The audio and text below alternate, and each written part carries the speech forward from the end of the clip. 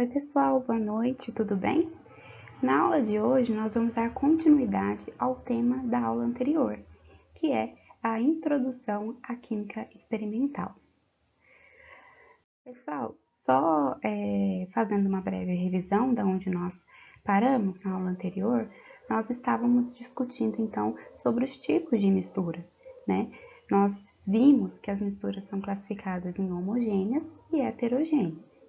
A mistura que apresenta uma única fase é chamada de mistura homogênea. São exemplos de misturas homogêneas a água salgada, que é a água mais cloreto de sódio, a gasolina, o ar, onde nós vimos que existem uma série de gases dissolvidos, o vinagre e também os vidros aí que compõem as janelas. Pessoal, as misturas homogêneas, elas também são usualmente chamadas de soluções, tá?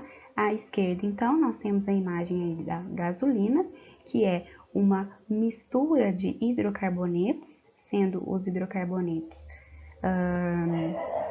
moléculas formadas por carbono e hidrogênio, tá?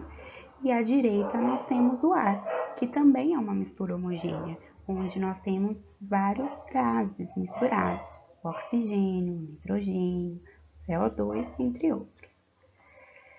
Aí, pessoal, vale ressaltar que as misturas, uma vez homogêneas, serão homogêneas tanto macroscopicamente, ou seja, quando observadas a olho nu, mas também quando observadas através do microscópio, tá?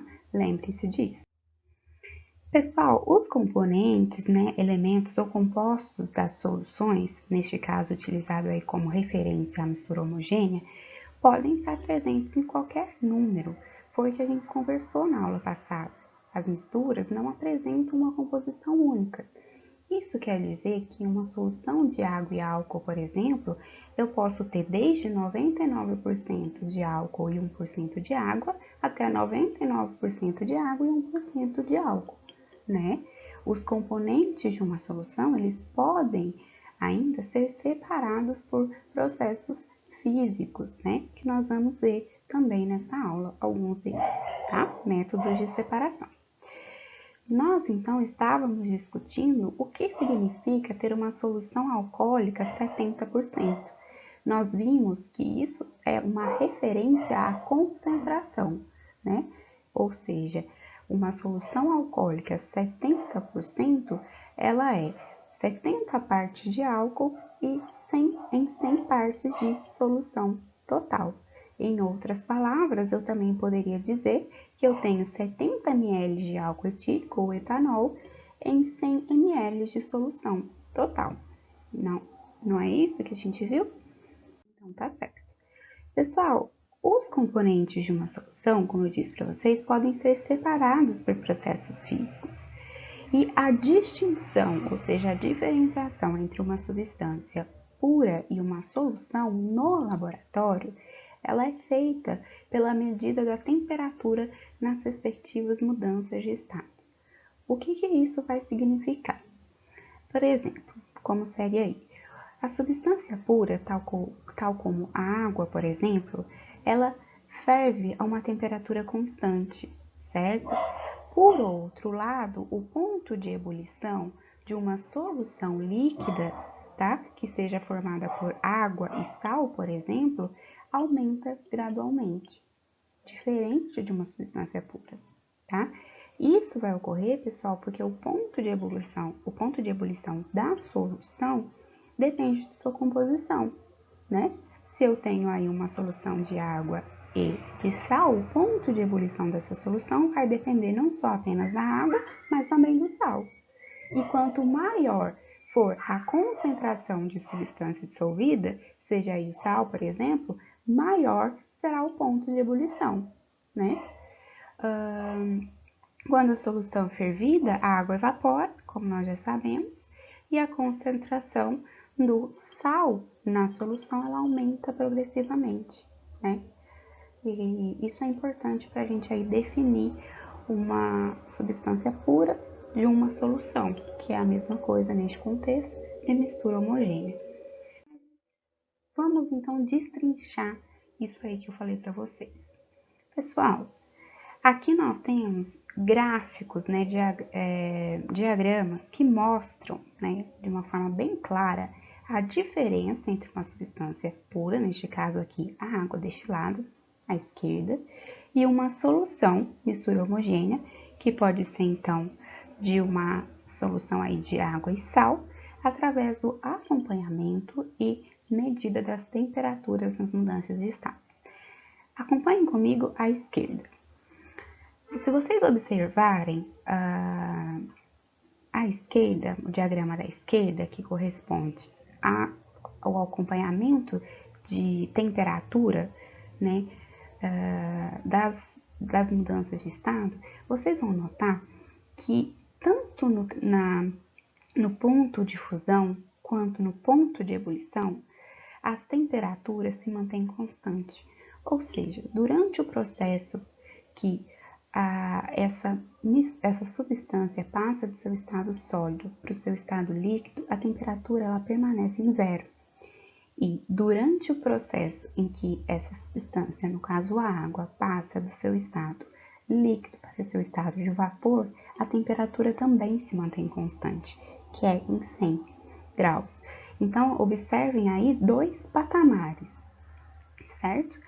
Por outro lado, à direita, o que eu tenho? Eu tenho o diagrama, onde eu posso acompanhar as mudanças de temperatura durante a mudança no estado físico dessa mistura, né, genérica, que aí pode ser água e sal. O que acontece no ponto de fusão? Ou seja, quando essa mistura passa aí do seu estado sólido para o seu estado líquido, ocorre uma mudança de temperatura, uma variação de temperatura. Diferente da esquerda, não se mantém um platô, ou seja, não fica reto, fica assim, não é? Porque eu tenho uma variação de temperatura. E eu também tenho uma variação de temperatura no ponto de ebulição, quando essa mistura passa do seu estado líquido para o seu estado de vapor, tá certo? Então, pessoal, no laboratório, como diferenciar uma substância pura de uma solução ou mistura homogênea? Acompanhando a temperatura durante as mudanças de estado físico, tá? Uma substância pura, no geral, a temperatura durante as mudanças de estado físico se mantém constante. E uma mistura, a temperatura durante as mudanças de estado físico tendem a sofrer variações. Porém, pessoal, como nem tudo é perfeito e sempre há as exceções, existem dois casos especiais de misturas que não se enquadram nesses padrões. Ou seja, existem casos de soluções, né, misturas homogêneas, que não se enquadram nesses padrões, até aqui observados. Elas são chamadas de misturas eutéticas e azeotrópicas, tá? É importante que a gente conheça. Sei que vocês já querem dar um basta, mas é importante a gente conhecê-los. Não é tão difícil assim, desde que a gente entenda. O que acontece, pessoal? Uma mistura eutética se refere àquela que se comporta como uma substância pura durante o processo de fusão, ou o processo reverso, que é o processo de solidificação. Em outras palavras, isso vai significar que quando a mistura é aquecida e começa a passar do seu estado sólido para o líquido, a temperatura de fusão é fixa e constante, ou seja, no gráfico eu vou observar aqui um patamarzinho, vou observar um platô, observar uma linha reta, até que toda a mistura então passe para o seu estado líquido. Por outro lado, o mesmo vai acontecer se eu estiver aí falando de um processo de resfriamento, né? O ponto de congelamento ou de solidificação será fixo e constante, até que todo líquido se torne, então, sólido. Pessoal, o que é importante a gente entender? Que, embora a temperatura na mudança de estado de sólido para líquido se mantenha constante, ou seja, no ponto de fusão a temperatura é constante e também no processo reverso, o processo de solidificação, na ebulição, ou seja, na passagem do estado líquido para o estado de vapor, a temperatura varia. Então, se vocês observarem o gráfico, o diagrama, ele tem um pouco de um gráfico de uma substância pura e um pouco de um gráfico de uma mistura homogênea. Por isso, ele recebe uma nova classificação, que é uma mistura eutética. É chamada de mistura eutética. Observem, então, no ponto de fusão, eu tenho a temperatura constante, né? Eu tenho aí a linha reta. E no ponto de ebulição, eu vou ter aí uma inclinação da curva, porque a temperatura vai variar, tá certo? É importante que vocês entendam muito bem este gráfico. Então, ponto de fusão ou de solidificação constantes, porém, ponto de ebulição variável. Essas são, então, essas são características de uma mistura eutética, tá bom? Pessoal, as misturas eutéticas, elas possuem concentração fixa dos seus componentes. Aqui eu dou um exemplo para vocês da solda, né, que é uma liga metálica formada por 62% de estanho e 38% de chumbo. Obviamente vocês não precisam saber de cor essa composição, né? E nessas proporções, a solda possui então o ponto de fusão igual a 183 graus Celsius. Isso quer dizer que a solda vai passar do seu estado sólido para o seu estado líquido numa temperatura aí de 183 graus Celsius, se mantendo então constante durante a mudança de estado, até que toda solda sólida se transforme em líquida. Porém, o que vai acontecer em relação ao ponto de ebulição? Ele não é constante, tá? Isso é importante a gente lembrar. Existe também, pessoal, as misturas que são chamadas de azeotrópicas. E elas são aquelas que se comportam como uma substância pura durante o processo de ebulição ou o contrário, que é a condensação. Em outras palavras, isso significa que quando a mistura é aquecida e começa a passar do seu estado líquido para gás, a temperatura de ebulição é fixa e fica constante. Então, eu vou observar um platô na temperatura de ebulição, né? Até que toda a mistura passe, então, do seu estado líquido para o estado gasoso. O mesmo ocorre para o processo inverso ao processo de ebulição, que é o ponto de condensação. Então, durante o ponto de condensação, a temperatura também se mantém constante, até que o gás se transforme aí completamente em líquido, tá bom? Vamos ver o gráfico para a gente guardar? Aí tá um diagrama, um gráfico de uma mudança de estado físico clássica de uma mistura azeotrópica, certo?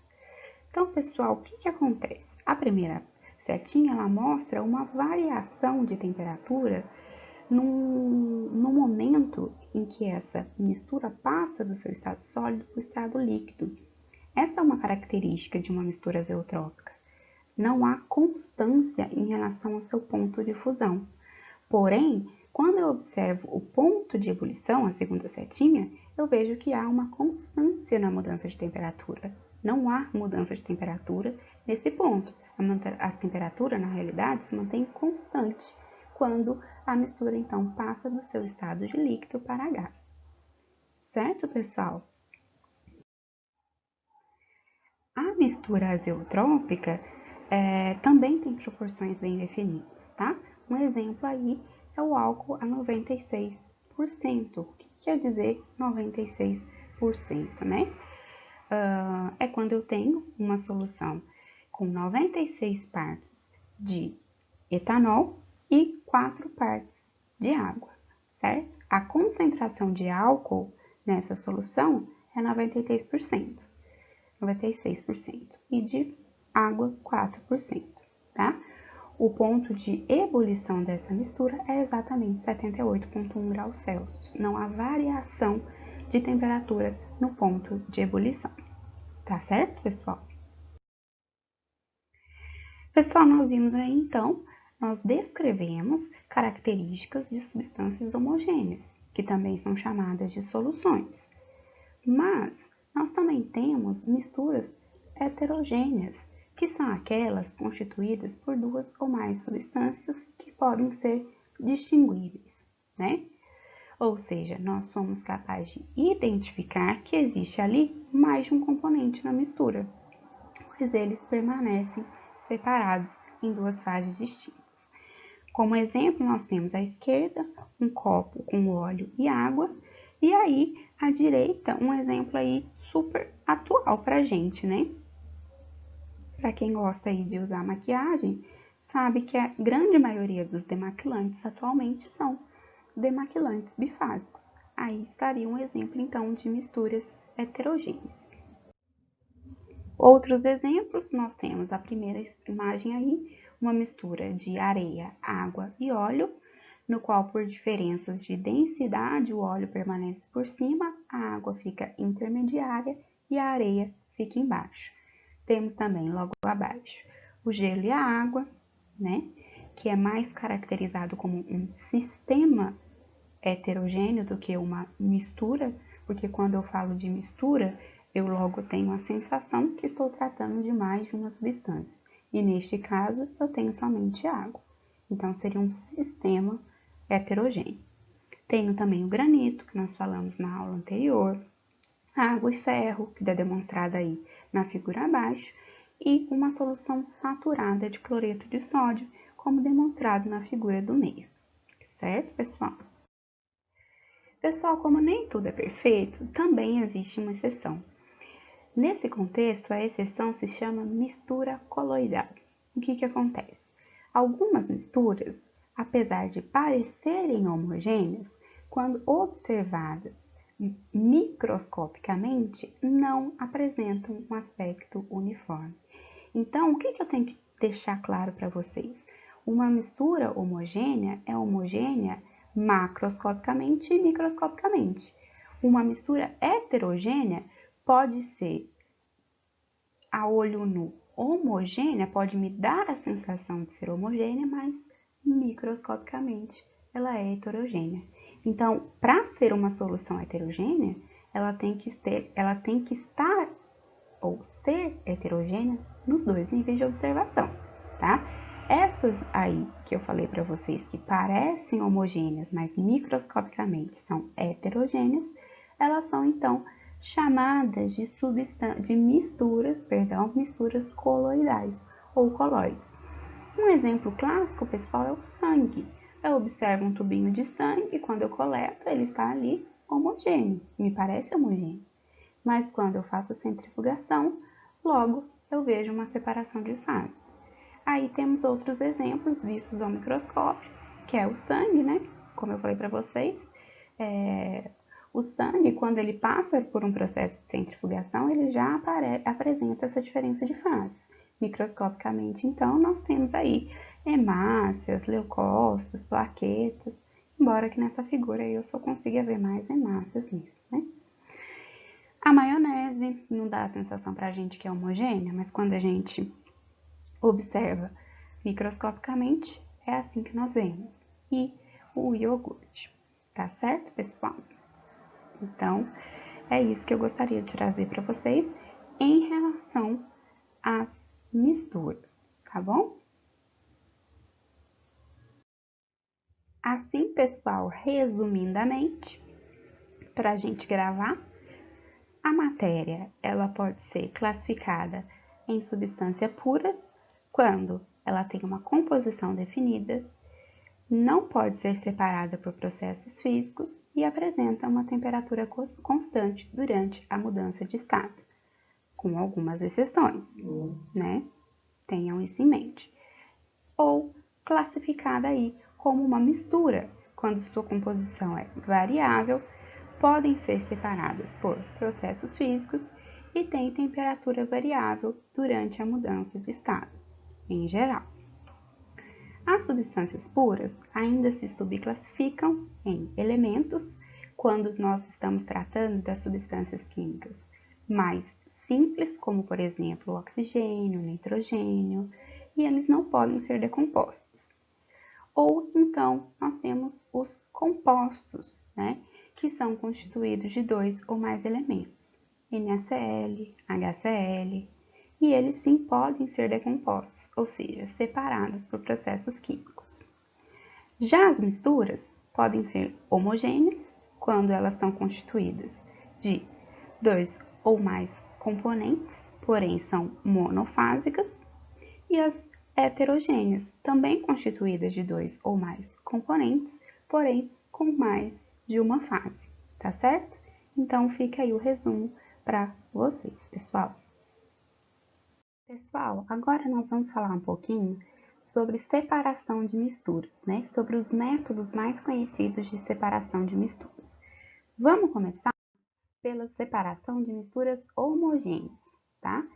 Um exemplo que a gente já conversou é a destilação simples.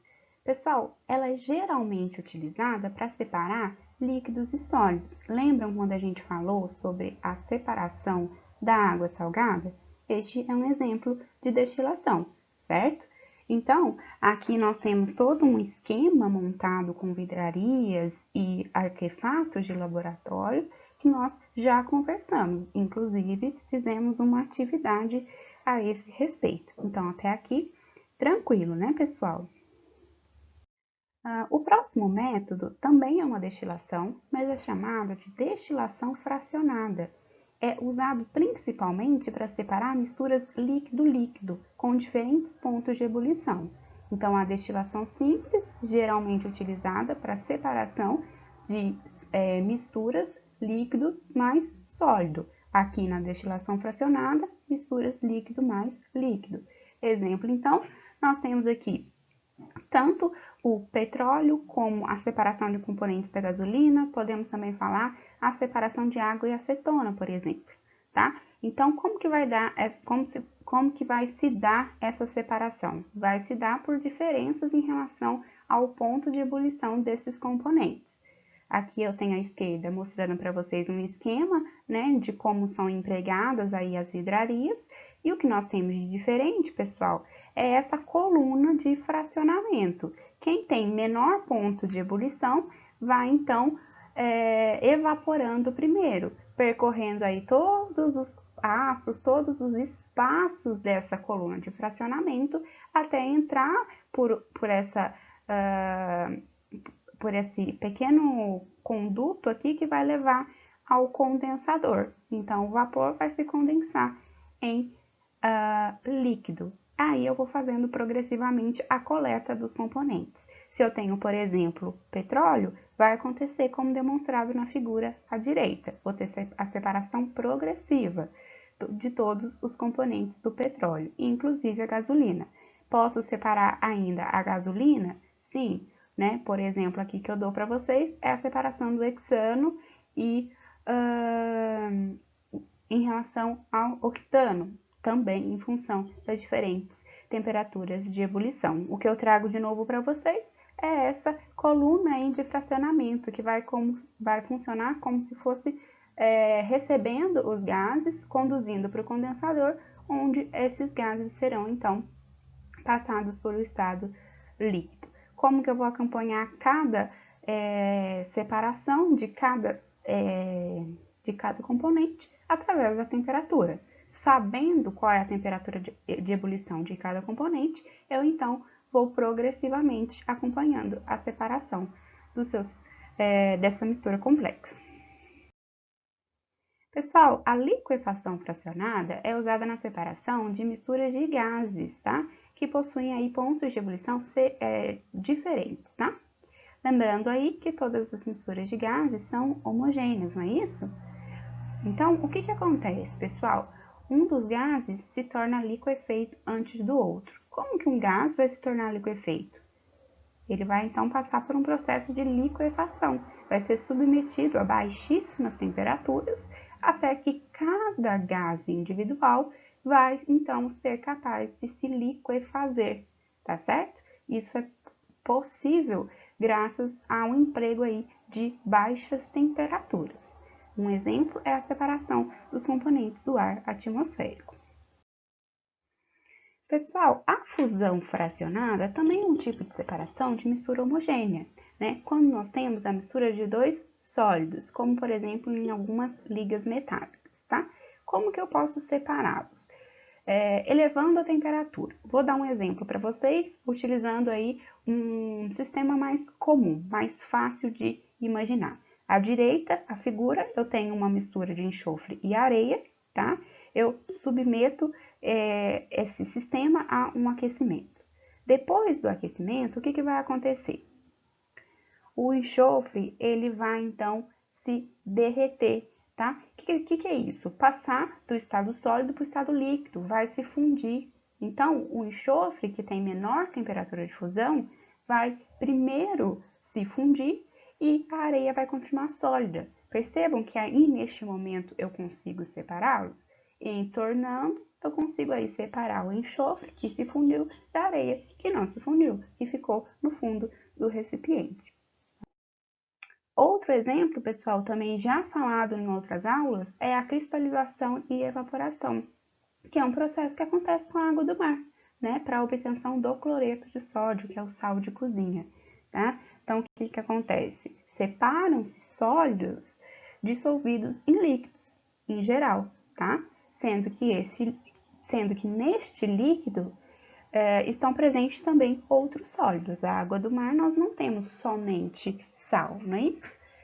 O processo é utilizado da seguinte maneira que nós estamos demonstrando aí na figura. Ao se evaporar a água, o cloreto de sódio é obtido então por último, né, no processo de cristalização, tá certo? Uma desvantagem do método é que há perda de água, né, a perda de algum desses componentes da mistura em questão. Pessoal, um outro método é a extração por solvente. Parece complicado, mas não é, tá? Como que nós poderíamos aí imaginar de uma forma bem simples? Imaginam aí que eu quero fazer a separação de uma mistura de gasolina e álcool. A princípio, são miscíveis esses líquidos e eu não consigo separá-los. Se eu, no entanto, acrescento água a essa mistura, o álcool ele vai então se misturar com a água, né? E vai então se separar da gasolina. Então, eu consigo separar a gasolina e depois eu teria aí que aplicar um outro método para separar a água do álcool, como por exemplo, através da destilação fracionada, acompanhando os diferentes pontos de ebulição dessas duas substâncias. Tá certo, pessoal?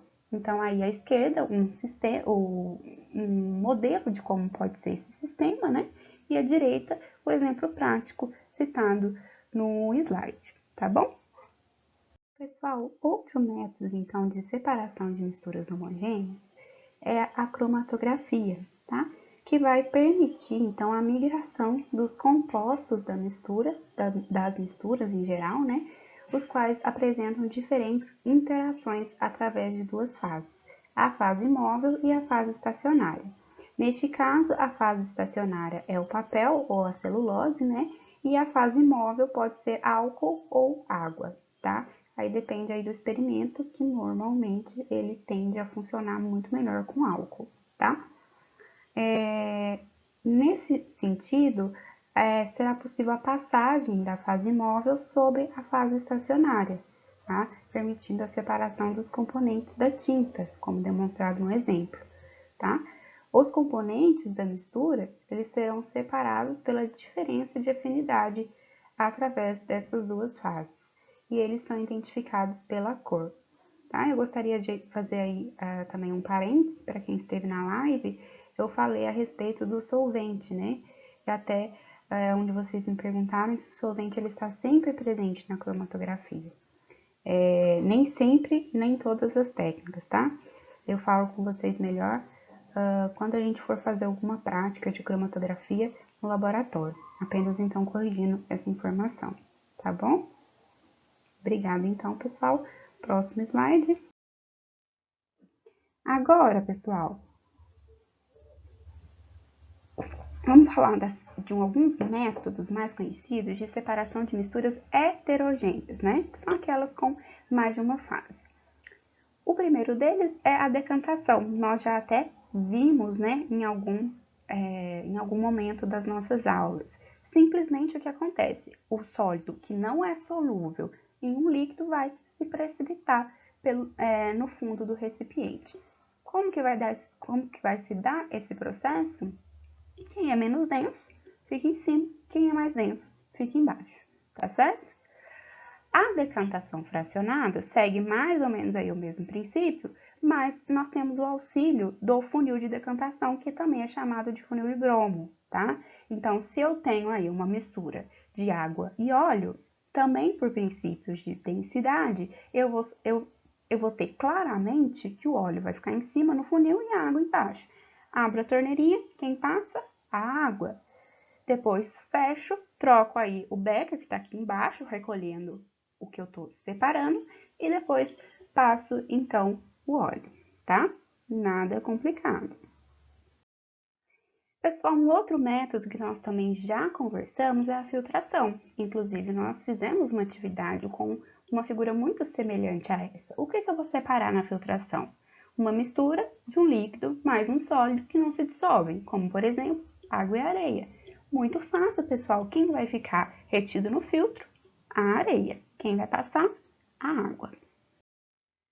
Outros métodos menos utilizados em laboratório em si, né? No nosso tipo de laboratório, mas que também são bem conhecidos, é a catação, que consiste basicamente na separação com a mão aí mesmo, ou com uma pinça, através de observação visual. Na figura nós temos aí o processo de separação das pedrinhas do feijão, e outro processo é a peneiração. Peneiração simplesmente é a separação de sólidos de tamanhos diferentes, né?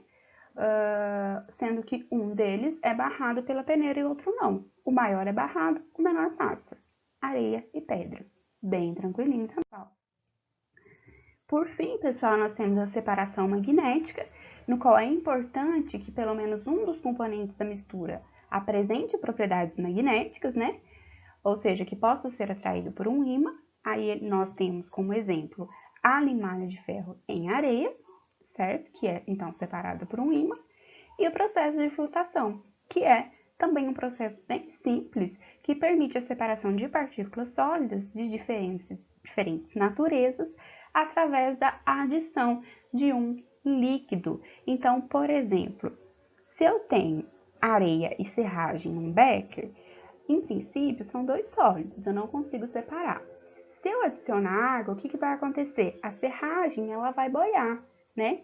E a água vai ficar ali intermediária, e aí depois eu vou ter a areia no fundo do becker. Então, eu separo aí pela diferença também de densidade, tá bom? Pessoal, aqui tem um resumão da separação de misturas, tá? Espero que vocês tenham entendido. Qualquer dúvida, é só me mandar mensagem, tá bom? Muito obrigado, uma boa noite.